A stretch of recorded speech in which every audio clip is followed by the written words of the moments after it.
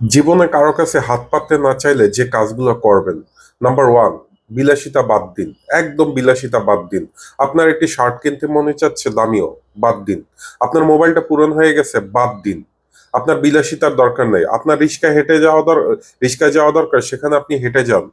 আপনি motorcycle use করেন, মোটরসাইকেলটা পরিবর্তন করতে চান, সেটা করার দরকার নাই, পুরাতনটা দিয়েই চালান। আগে নিজেকে প্রতিষ্ঠিত করুন। নাম্বার দুই, প্রচুর পরিমাণ পরিশ্রম করুন। পরিশ্রম সাফল্যের চাবিকাঠি। পরিশ্রম আপনার ভাগ্যকে বদল করতে সাহায্য করে। পরিশ্রম ছাড়া এই জগতে আপনি টিকতে পারবেন না।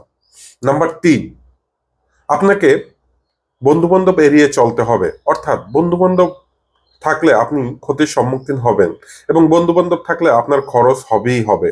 তো এই জন্য মনে করি আপনি বন্ধু বান্ধব এড়িয়ে চলুন। নাম্বার চার, আপনি অপ্রয়োজনীয় জিনিস কেনা বন্ধ রাখুন। অর্থাৎ অনেক সময় দেখা যায় যে আমরা অনলাইনে কিছু দেখলি সেটাকে অর্ডার করে দিতে মন চায়।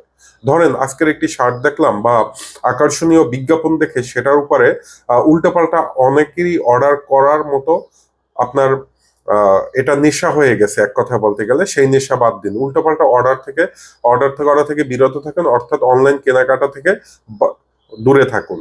নাম্বার পাঁচ, সেটা হইলে গিয়া আপনি আপনার জন্য শার্ট কিনবেন, প্যান্ট কিনবেন, বা আপনার সংসারের জন্য যেটা প্রয়োজন নাই, অপ্রয়োজনীয় জিনিস কেনা থেকে বিরত থাকুন। যেটা প্রয়োজন নাই সেটা না কেনাটাই বেটার।